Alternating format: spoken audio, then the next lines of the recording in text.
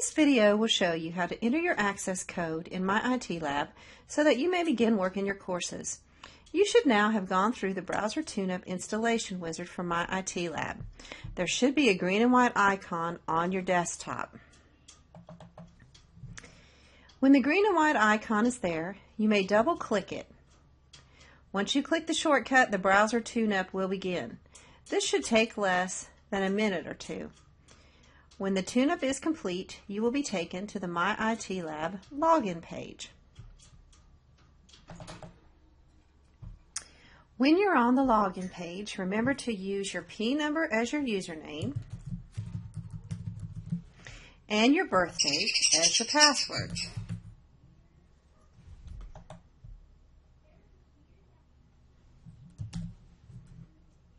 Your password should be the 2-digit month, 2-digit day, and 2-digit year. Please do not change your password. As stated in the previous video, there is an automated system that updates the enrollment of students in MyITLab on a regular basis. Students are entered based on their P numbers as their usernames and their birth dates as their passwords.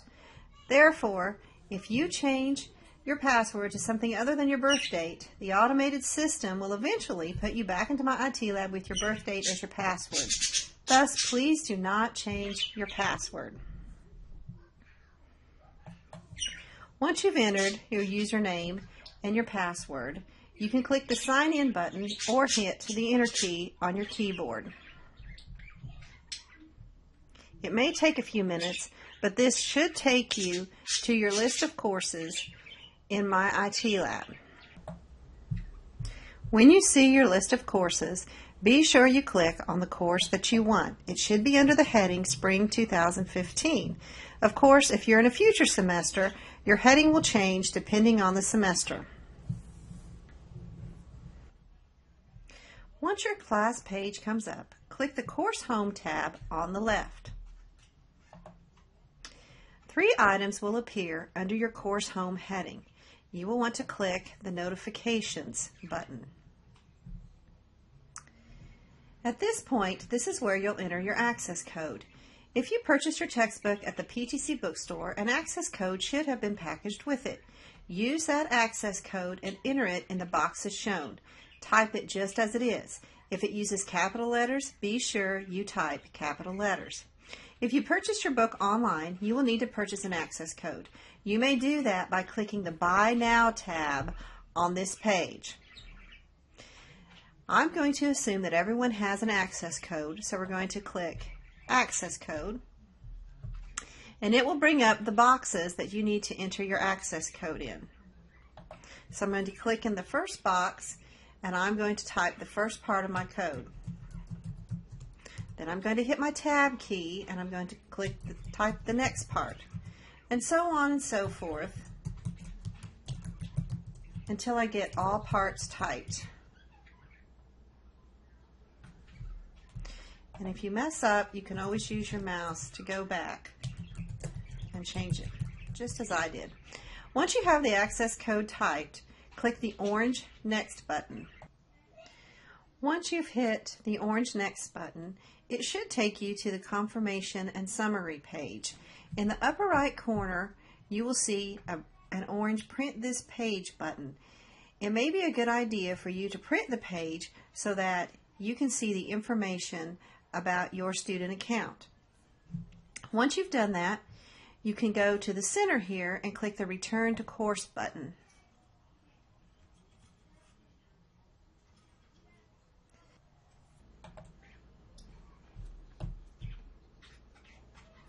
When you hit the Return to Course button, you should be taken back to where notifications are.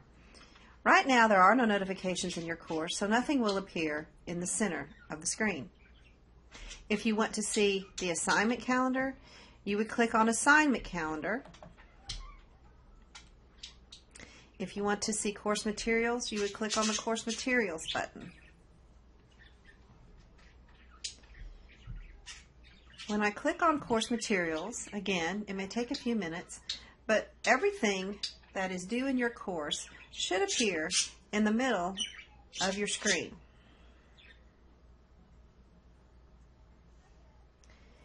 usually your course materials will be created with folders. You can see when the course materials for this course come up, one folder is course information, and if I click on that, it will show me various documents in the course that are important to me. For example, it should show you a course overview. It may show you the student learning outcomes, the attendance grading and email policies, your syllabus, and your assignment schedule, among other items. If you hit this blue back button, it will take you back to the main page of your course materials. You can scroll and you can see the various folders. Now, depending on your course, your folders will be different. In this folder, you have 6 chapter folders, you have a file folder management project folder, a follow-up file folder management project folder, and a final comprehensive project. Of course, as I said, the content of your course will vary according to which course you have. If you're finished in this course and you're enrolled in more than one course, you can come up here above your course name and click your Courses button. When you do that, that will take you back to the page that lists all of your courses. If you have more than one course, you can click on a different course. If you only have one course, that point is moot because you won't have another course that you can click on. One important thing that you should remember is that anytime you want to exit MyITLab, you should always come over and click the sign off button on the right hand side of the screen. This is especially true in the classroom. If you don't sign out and someone else follows you in the next class, he or she may be able to get into your account, and we certainly don't want that. So every time you exit MyITLab, make sure you click that sign off button.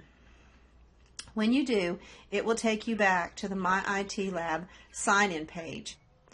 This concludes the video on entering your access code in MyITLab.